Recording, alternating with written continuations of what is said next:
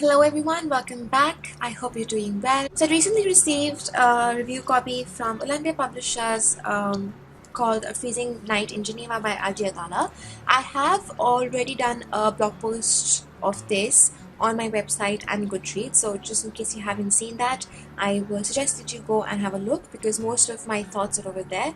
This is basically a follow-up video because I received a few messages asking if I've given 2 stars to the book, why do I still say that it's a good book to read, and why do I say that a lot of people might actually like it. So this is why I'm making this video, to clarify a couple of things.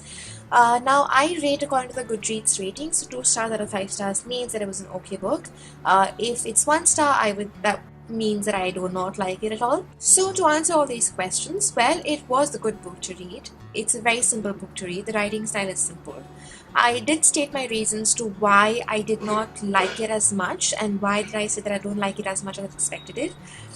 So before that, let me tell you what the story is actually about. Now this book is about the author, and he's sharing his experiences in Geneva, where he had gone for an education program. So he was a student back then, and it was a time when internet was at its primary stage, so you wouldn't have Google Maps and stuff like that, so it wasn't like your primary source to go to. And when I read the synopsis, I was quite intrigued to know how would a person have dealt with a situation like that, especially at a youngish age, and without any help or without anybody around for him to go to, and even because there was a lot of language difference as well. So the story itself starts with a lot of problems that he had to face with before he even was able to leave India to go to Switzerland. So there are a lot of problems he faces at the airport, a lot of problems he has to face in the flight, and a lot of problems he faces right when he lands. So the journey before it could even begin was actually full of tribulation. So that was quite saddening and disheartening for the author, and obviously when you're reading it you do feel bad for the author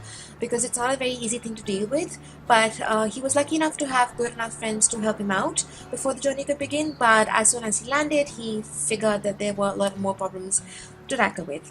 So till about 30-40 pages or somewhere around that, I was actually quite intrigued by the storyline, but then the reason why I got that bit monotonous for me then on was because, one, the writing is actually too descriptive. So it's basically like a play-by-play sort of description, and a lot of people actually enjoy that. It's not really a bad or a poor way of writing style, I'm not commenting on that, but it's just something that I don't personally enjoy. I don't like a lot of descriptive novels. I do like something to be left for imagination. So a lot of things like how he's stepping and where is he stepping and what does the pathway look like. Some descriptions are actually quite welcoming. They are something that help you enhance your imagination, but over here I didn't have to spend a lot of time imaginating, and nothing came to my mind because everything was given in words.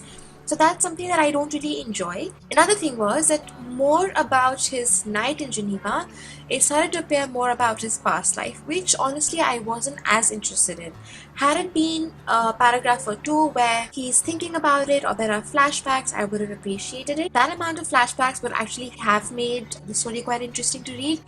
But the reason why I said that a lot of people might like this book is because a lot of people who want or who are looking for books similar to the situation tackled in this book, for example, student trips and experiences, and if you know somebody in your family who sort of dealt with a situation like this, being stuck out at an airport without any essentials to protect you from the cold, without any food, without any comfort, if you relate to that, if you know somebody who relates to that, then you would actually enjoy the book in ways more than I did, and that's what I actually meant.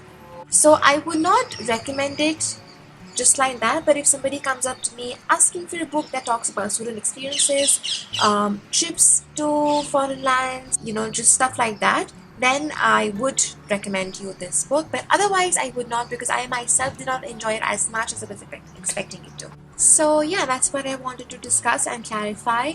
And I did reply back to some of the messages, but I just thought because there were a couple of common questions, I just thought to make a video. I will be posting this video on my blog as well, so it will be below my review just to make it easier for you to view. But yeah, so if you haven't checked out the blog yet, I think you should, because you will understand where am I coming from and what did I mention in the review and why the questions. So yeah, that's about it. That's what I wanted to clarify. In case you have more questions, please leave them down below in the description box, no, in the comment section, and I will be happy to discuss the book further with you. So that's it for today. Thank you for watching. I hope you liked the video. I will see you in my next one. Bye!